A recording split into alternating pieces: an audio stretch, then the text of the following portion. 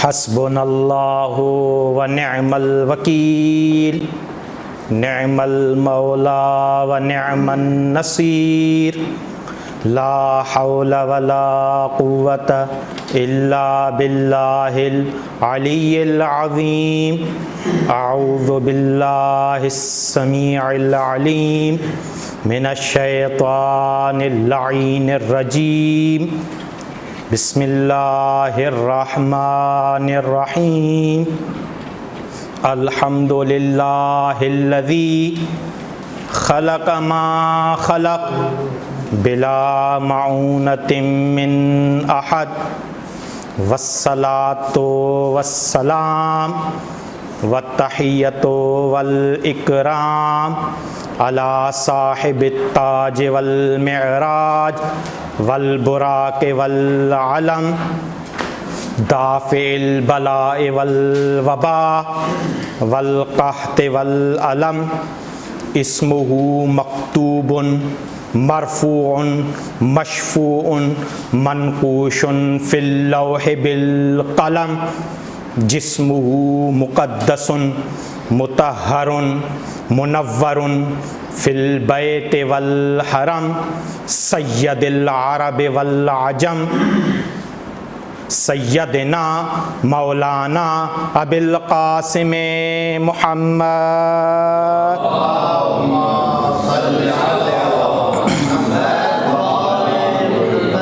وعلی آلہ الطیبین الطاہرین المعصومین الذین اذھب اللہ عنہم الرجس وطہرہم تطہیرا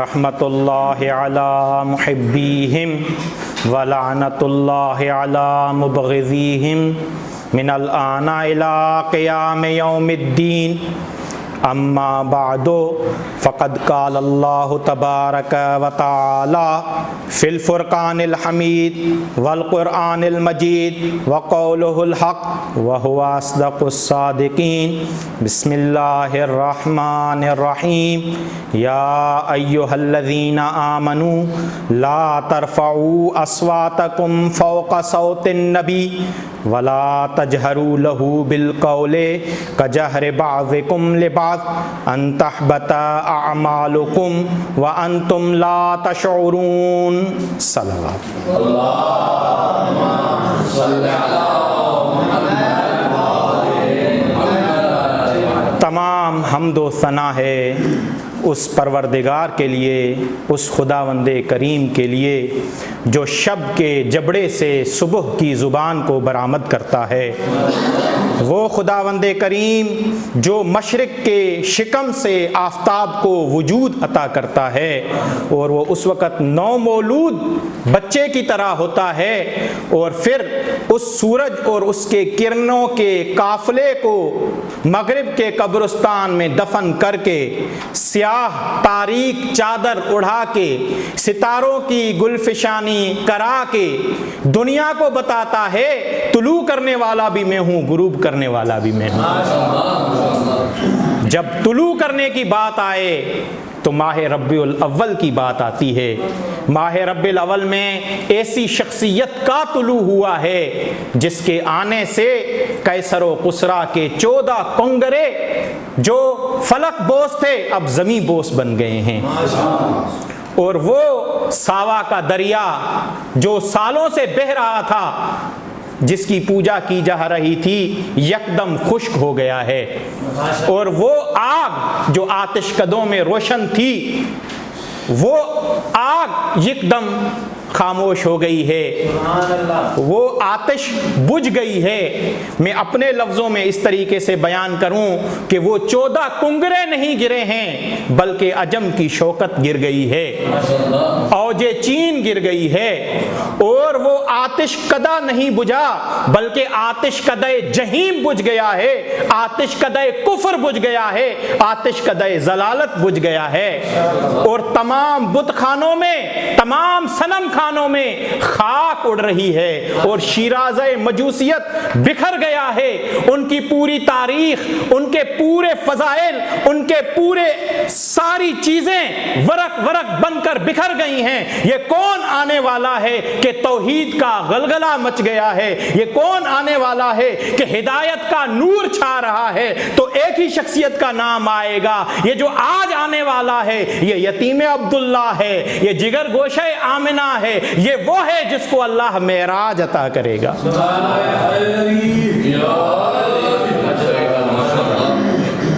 دنیا کا سب سے بہترین کام یہ ہے کہ انسان نفوذ کی تہذیب کی جائے، تربیت کی جائے، تمام انسانی نفوس کے اخلاقات کو بہترین لفظوں میں بیان کیا جائے، بتایا جائے صداقت کسے کہتے ہیں، عفو و صلح کسے کہتے ہیں، بتایا جائے شجاعت کس کو کہتے ہیں، حلم کسے کہتے ہیں. جب یہ سب کچھ بتا دیا جائے اس کے مطابق انسان کو تعلیم دی جائے. اور تعلیم کے 3 طریقے ہیں. یا تو زبان سے نصیحت و پند کیا جائے، انسان زیادہ دیر یہ برداشت نہیں کر سکتا، تھک جاتا ہے. دوسرا طریقہ، فنی طریقہ یہ ہے اس کے متعلق کتابیں لکھی جائیں، کتابوں کے معلم بنائے جائیں، ان معلموں کے ذریعے ان کتابوں کی تعلیم دی جائے، ان اخلاق کو عام کیا جائے. تیسرا طریقہ یہ ہے کہ جبر کے ذریعے، زور کے ذریعے ان عوامل پر عمل کیا جائے، رذائل سے دور کیا جائے. آج کے ترقی یافتہ دور میں بھی ان 3 طریقوں کے علاوہ کوئی طریقہ جب نہ ملے تو ایک طریقہ میں بتاتا ہوں جس میں نہ زبان کو تکلیف دی جائے، نہ قلم کو تکلیف دی جائے، نہ ہی ڈنڈے کے زور پر، جبر کے زور پر فضائل اور رذائل کو بتایا جائے. ایک ایسے مجسمہ اخلاق کو ڈھونڈ لو جس کی ہر جنبش پر ہزاروں کتابیں قربان ہو جائیں اور جس کی ہر جنبش عوامر سلطانی بن جائے. اور جب بھی آپ مقدس لوگوں کو دیکھیں گے جو انسانی نفوس کی تعلیم و تربیت کرتے ہیں تو ان کا آپ کو ایک پہلو نظر آئے گا. اسی لیے ہر دور میں ایک نئے ہادی کی ضرورت ہے، ایک نئے رہبر کی ضرورت ہے. کسی نے صلح کا درس دیا، کسی نے عفو و کرم کا درس دیا، کسی نے بادشاہت کو بتایا. اسی لیے نئے نئے دور میں نئے نئے ہادی کی ضرورت پڑی. اگر آپ تمام نفوس انسان کے معلموں کی تاریخ اٹھا کر دیکھیں، کہیں پر بادشاہی نہیں ہے، کہیں پر صلح و کرم نہیں ہے. حضرت عیسیٰ کی تاریخ اٹھا کر دیکھیں تو وہاں پر بادشاہی کے صفحات خالی پڑے ہیں. حضرت موسیٰ اور حضرت نوح کی تاریخ اٹھا کر دیکھیں تو وہاں پر صلح و کرم کے صفحے سادے نظر آئیں گے.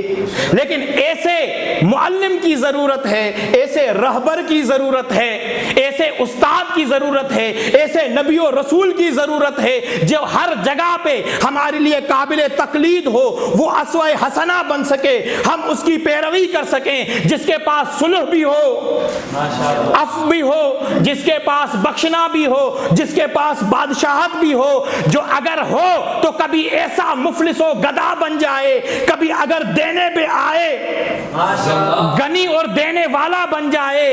اگر کوئی ایسا ہو تو وہ صحیفہ سلطانی بن جائے گا جس پر پوری دنیا قربان بن جائے. کوئی شخصیت نہیں بن جائے گی سوائے ایک ہی شخصیت نظر آئے گی، وہ محمد احمد ہیں صلی اللہ علیہ وسلم.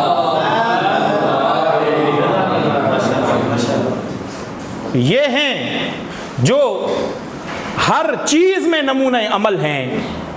تمام معلمین کو اگر آپ دیکھیں ایک چیز کی تربیت دیتے ہوئے نظر آتے ہیں. اسی لیے پوری کائنات میں کسی سے بھی سوال کریں، ہر کسی کو اپنا دین اچھا لگتا ہے، اپنا مذہب اچھا لگتا ہے، اپنا امام اچھا لگتا ہے، اپنا پیشوا اچھا لگتا ہے، اپنا رہبر اچھا لگتا ہے، اپنے رہبر کا ہی نام لے گا. لیکن اگر آپ اس سوال کو بدلی کر کے ایک اور نئے انداز سے کریں، آپ سوال اس طریقے سے کریں کہ کون تھا جس کی ہر چیز کو تفصیل کے ساتھ بیان کیا گیا ہے. توجہ میری طرف ہے بھی اور رہنی بھی چاہیے. کون تھا جو ہمیشہ ہر ذرہ ہر لہجہ جس کا بیان ہوا ہے، حضرت موسیٰ کو اٹھا کر دیکھیں 300 سال بعد تاریخ لکھی جا رہی ہے، حضرت عیسیٰ کو دیکھیں اس کے بعد آنے والوں نے ان کی تورات کو جمع کیا ہے، ان کی انجیل کو جمع کیا ہے، لیکن کون تھا؟ ایک طرف حفاظت کا یہ عالم ہے کہ ایسی حفاظت صحیفہ آسمانی کی بھی نہ بن سکی، اللہ نے حفاظت کی ہے، اور اتنی تفصیل کے ساتھ بیان ہوا ہے کہ اٹھنے کو بیان کیا گیا ہے، طور و طریقے کو بیان کیا گیا ہے، طرز زندگی کو بیان کیا گیا ہے، اٹھنے کو، بیٹھنے کو، چلنے کو، پھرنے کو، ہر چیز کو جب بیان کیا جائے کوئی تاریخ نہیں ملے گی سوائے محمد مصطفیٰ کی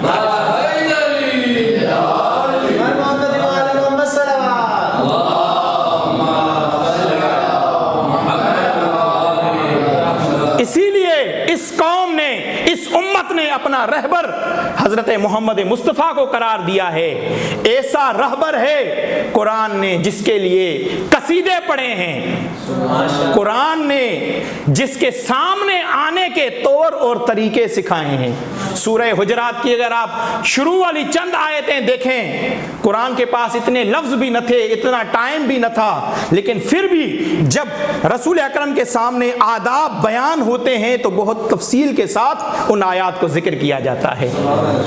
کتنی فضیلت ہے، خمس کے بارے میں ایک آیت ہے، لیکن ہم ہمیشہ سے خمس دیتے آ رہے ہیں، آگے بھی دیں گے، لیکن جب رسول کے سامنے آنے کے لیے تہذیب بیان کی جا رہی ہے تو کئی آیتیں ہیں۔ یا ایھا الذین آمنوا لا تقدموا بین ید اللہ ورسولہ، اے ایمان لانے والو اللہ سے اور رسول سے آگے نہ بڑھ جانا، واتقوا اللہ، اللہ سے ڈرتے رہو، ان اللہ سمیع بصیر، اللہ سننے والا بھی ہے، جاننے والا بھی ہے۔ یا ایھا الذین آمنوا لا ترفعوا اصواتکم فوق صوت النبی، میرے نبی سے اونچی آواز میں بات نہ کرنا، لا ترفعوا اصواتکم فوق صوت النبی ولا تجہروا لہ بالقول کجہر بعضکم لبعض، جس طرح آپس میں ایک دوسرے کے ساتھ بات کرتے ہو میرے رسول سے اس طریقے سے بات نہ کرنا۔ یا اللہ یہ کیا ہو گیا ہے، آواز بلند نہیں کر سکتے، آگے جا نہیں سکتے، اس طرح بات نہیں کر سکتے جس طرح دوسروں سے بات کرتے ہیں۔ یا اللہ کیا ہوگا بات کریں گے تو؟ اللہ فرماتا ہے ان تحبط اعمالکم وانتم لا تشعرون، اس طریقے سے عمل ختم ہو جائیں گے کہ تمہیں شعور بھی نہیں ہوگا۔ یا اللہ وہ نماز پڑھ رہا ہے، نماز کی فضیلت اپنی جگہ، روزے رکھ رہا ہے، روزوں کی فضیلت اپنی جگہ، عبادات انجام دے رہا ہے، عبادتوں کی فضیلت اپنی جگہ، لیکن ایک مرتبہ اگر مصطفیٰ سے آگے بڑھ گیا، مصطفیٰ کی آواز سے اس کی آواز اونچی ہو گئی، اللہ کہتا ہے اس کے روزے اس کے منہ پہ مار دوں گا، اس کی نمازیں اس کے منہ پہ مار دوں گا، اعمال اپنی جگہ لیکن میرے مصطفیٰ کی عظمت اپنی جگہ۔ اللہ تعالیٰ اگلی 3 آیتوں میں ارشاد فرما رہا ہے آہستہ آواز سے میرے رسول کو پکارو، آہستہ آواز سے پکارو گے اللہ تعالیٰ تمہارے اعمال دگنے کر کے دے گا، تمہیں معاف کر دے گا۔ پھر آگے فرماتا ہے گھر کے پیچھے سے، حجرات کے پیچھے سے میرے رسول کو پکارا نہ کرو۔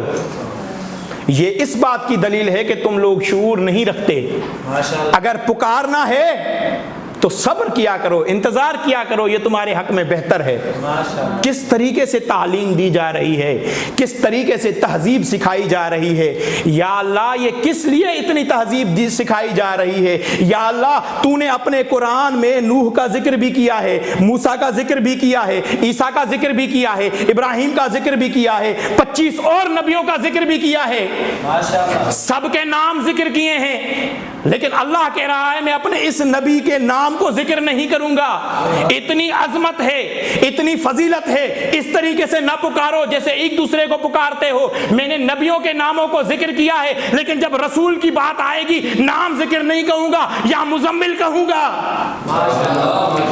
یا مدثر کہوں گا، کیونکہ اس میں اور دوسرے نبیوں میں فرق ہے۔ دوسرے نبی وہ ہیں، حضرت موسیٰ علیہ السلام وہ تھے، توریت لینے کے لیے وہاں پہ گئے تھے، اللہ نے کہا بہت بڑی فضیلت ہے، لیکن جب تک طور تک آؤ گے نہیں تب تک توریت نہیں دوں گا، کتاب نہیں دوں گا، کتاب نہیں دوں گا، توریت نہیں دوں گا۔ حضرت موسیٰ بڑی عظمت والے نبی ہیں، لیکن تورات لینے کے لیے طور پر جانا پڑے گا، لیکن میرے مصطفیٰ نے کہا اے رسول تم چلتے چلو، قرآن کی آیتیں آتی جائیں گی، اگر حضر میں ہوگے قرآن کی آیتیں حضر میں آئیں گی، اگر سفر میں ہوگے قرآن کی آیتیں سفر میں آئیں گی۔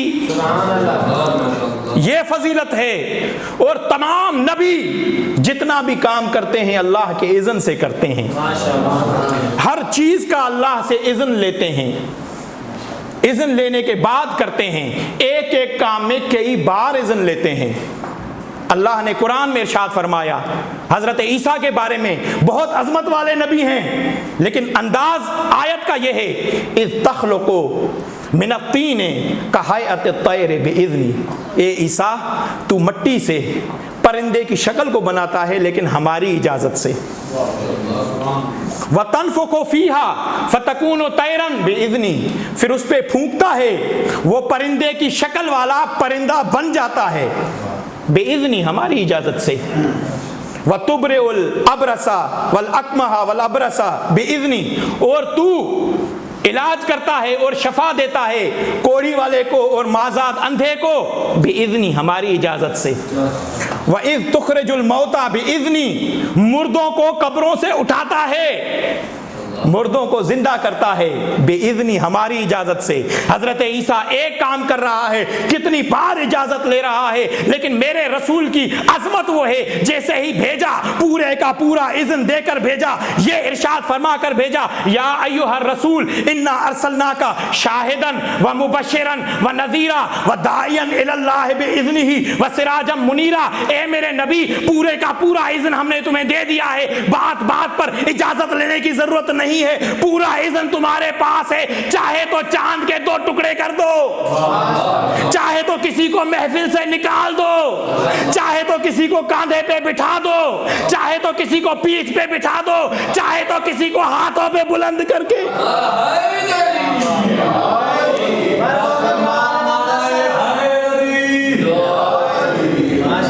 اللہ تعالیٰ نے انسانوں کے لیے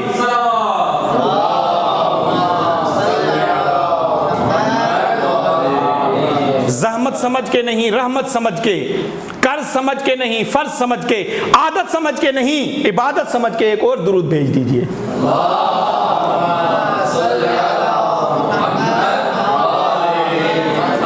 اللہ نے اس انسان کے لیے پوری کائنات بنائی ہے، مسلمانوں کے لیے کائنات بنائی ہے، خصوصاً مومنوں کے لیے کائنات بنائی ہے، لیکن کبھی جتایا نہیں ہے۔ پانی دیا، آکسیجن دی، زمین دی، آسمان دیا، پرندے چرند، ہوا فضا بہر، اللہ نے ہر چیز دی، کبھی احسان نہیں جتایا، لیکن ایک مرتبہ قرآن میں ارشاد فرمایا لقد من اللہ علی المؤمنین اذ بعث فیہم رسول من انفسہم، اللہ نے تم پہ احسان کیا ہے، تجھ میں سے ایک رسول بنایا ہے۔ یا اللہ تمام نعمتیں دی، احسان نہیں جتایا، کہا وہ نعمتیں مادی تھی وہ ساری میں نے دے دی، لیکن مصطفیٰ ایسی نعمت ہے، ایسی معنوی نعمت ہے، ایسی روحانی نعمت ہے جس کا جتنا ظرف ہوگا اتنا فائدہ لے سکتا ہے۔ ایک مرتبہ جب جتانے کی بات آئی، کچھ مومنین نے بھی جتایا تھا کہ ہم ایمان لے کر آئے ہیں، جتایا تھا اپنا ایمان، قرآن نے ان سے جواباً کہا تھا تمہیں جتانا نہیں چاہیے، یہ تو اللہ کا تم پر احسان ہے کہ تم مومن بن گئے ہو۔ تو یہ جتانے کا صیغہ یا ماضی میں ملے گا یا مستقبل میں ملے گا، ماضی میں نبوت کے لیے ملے گا، جب مستقبل کی بات آئی تو اللہ کا ارادہ بھی شامل ہو جائے گا، اور اللہ یوں کہے گا وَنُرِيدُ أَن نَّمُنَّ عَلَى الَّذِينَ اسْتُضْعِفُوا فِي الْأَرْضِ وَنَجْعَلَهُمْ أَئِمَّةً وَنَجْعَلَهُمُ الْوَارِثِينَ، اللہ کا ارادہ یہ ہے کہ نبوت کو اس طریقے سے استمرار دے کہ نبوت کو امامت میں تبدیل کر کے قیامت تک ایک رہبر کا انتظام کر دے۔ اس طریقے سے بیان کیا گیا ہے مصطفیٰ کی فضیلت کو. مصطفیٰ کی فضیلت اتنی ہے انسان دھنگ رہ جاتا ہے, انسان پریشان ہو جاتا ہے. اتنی فضیلت جو کسی کو بھی نہیں مل سکی, اتنی طاقت ہے, اتنا پاور ہے. انسان کا دل سب سے کمزور اور نازک عضو ہوتا ہے. اگر کوئی چوٹ لگے ہاتھ پہ انسان برداشت کر سکتا ہے, اگر پاؤں پہ چوٹ لگے مشکل سے لیکن برداشت کر سکتا ہے, لیکن کوئی چوٹ دل پہ لگے انسان برداشت نہیں کر سکتا. ایک وزنی چیز کا بتا رہا ہوں آپ کو. اللہ کہہ رہا ہے ہم نے قرآن میں اتنا وزن رکھا ہے, لو انزلنا ھذا القرآن علی جبل لرأیتہ خاشعا متصدعا من خشیۃ اللہ. قرآن میں اتنا وزن ہے, اگر پہاڑوں پہ آتا پہاڑ ریزہ ریزہ ہو جاتے, لیکن میرے محمد کے دل کی طاقت یہ ہے نزل بہ روح الامین علی قلبک لتکون من المنذرین. ان رسول کے دل کی طاقت یہ ہے کہ وہ چیز جس کو پہاڑ برداشت نہ کر سکے رسول کا قلب برداشت کر گیا.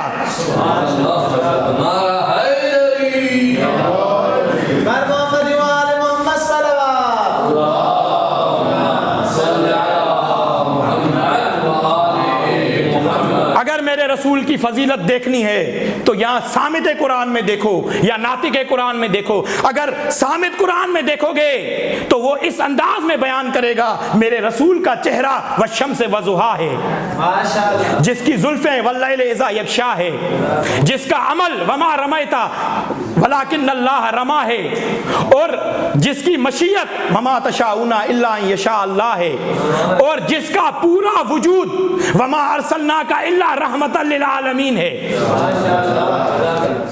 سر سے لے کر پاؤں تک تنویر ہی تنویر ہے. گویا کہ قرآن کی ایک منہ بولتی تصویر ہے. سوچتی ہے دل میں دنیا مصطفیٰ کو دیکھ کر وہ مصور کیسا ہوگا جس کی یہ تصویر ہے. اگر صامت قرآن کو دیکھو تو اس طریقے کی فضیلت ملے گی, اور اگر ناطق قرآن کو دیکھو وہ اس طریقے سے فرماتے ہوئے ملیں گے اشہد انہو عدل عدل وحکم فصل واشہد ان محمدًا عبدہ ورسولہ کلما نسخ اللہ الخلق فرقتین جعلہ فی خیرہما لم یسہم فیہ آہر ولا ضرب فیہ فاجر. میرا رسول وہ ہے عدل عدل, ایسا عادل ہے جس نے جگہ جگہ پہ عدل کیا ہے, کبھی بے عدلی سے کام نہیں لیا. وہ حکم فصل, ایسا فیصلہ کرنے والا ہے جس نے حق اور باطل کو جدا کر کے رکھ دیا ہے. وہ نبی بھی ہے, وہ اللہ کا عبد بھی ہے, وہ اللہ کا رسول بھی ہے. کلما نسخ اللہ الخلق فرقتین, اللہ نے آدم سے لے کر انسانوں کا سلسلہ چلایا, جہاں جہاں پر انسانوں کو دو حصوں میں تقسیم کرتا گیا جعلہ فی خیرہما, اللہ نے رسول کو اس حصے میں قرار دیا جو دونوں حصوں میں سے افضل حصہ تھا. لم یسہم فیہ آہر ولا ضرب فیہ فاجر, اس میں کسی بد کرداری کا شبہ نہیں ہے اور کسی کم ظرفی کا اشارہ تک نہیں ہے. ایسی فضیلت ہے اگر کسی کی بیان کی گئی ہے تو وہ رسول اکرم ہے. قرآن بھی اس کی فضیلت بیان کرتا ہے اور ناطق قرآن بھی اس کی فضیلت بیان کرتا ہے. اور کیا کہنے ان کی فضیلت کے, اللہ جن کو اپنا محبوب کہہ رہا ہے, جو رحمت للعالمین بن کے آئے ہیں.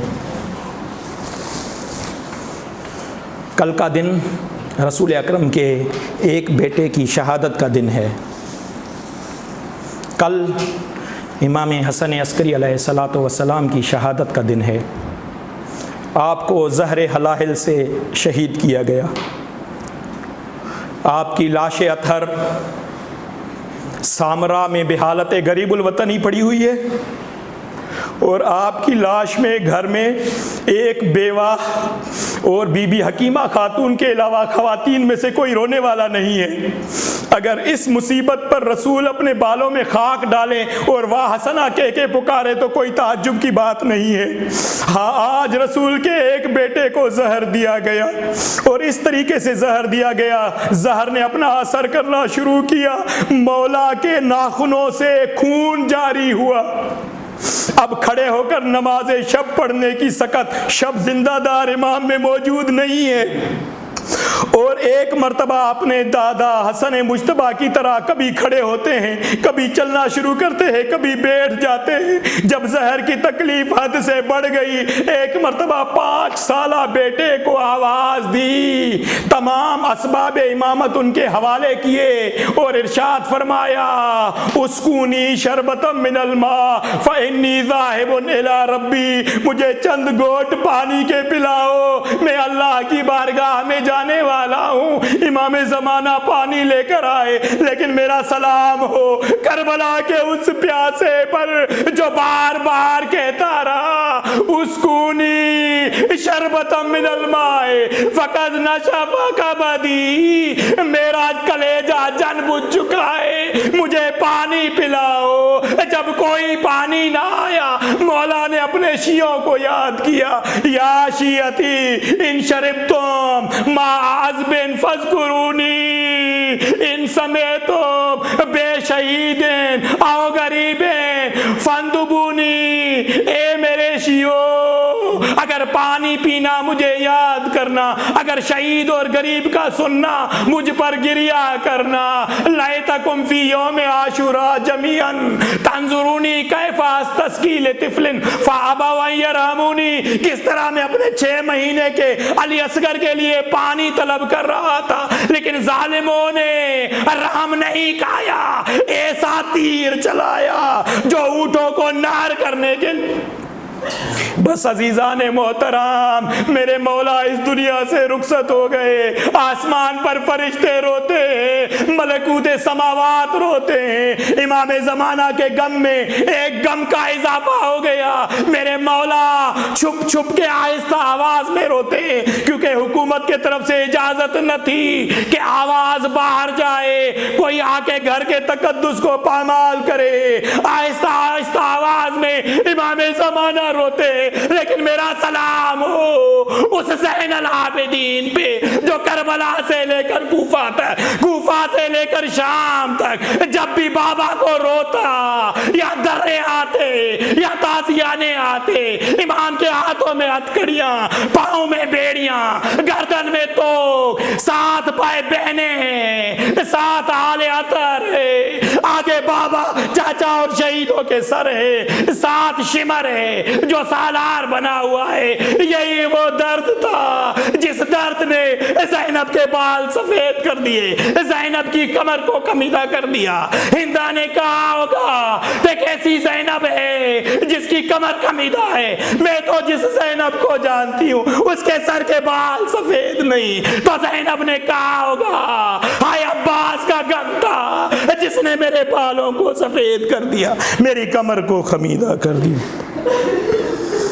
اللہ لعنت اللہ علی قوم الظالمین وسیعلم الذین ظلموا ای منقلب ینقلبون۔ یا الہی بحق محمد و آل محمد ہماری یہ قلیل عبادت اپنی بارگاہ میں قبول فرما۔ یا الہی جتنے بھی بیمار ہیں ان کو شفاء کاملہ و عاجلہ عنایت فرما۔ تمام مومنین جو آئے ہیں دل میں حاجتیں رکھتے ہیں ان کی حاجتوں کو روا فرما۔ امام زمانہ کے ظہور میں تعجیل فرما۔ ربنا تقبل منا انک انت السمیع العلیم برحمتک یا ارحم الراحمین۔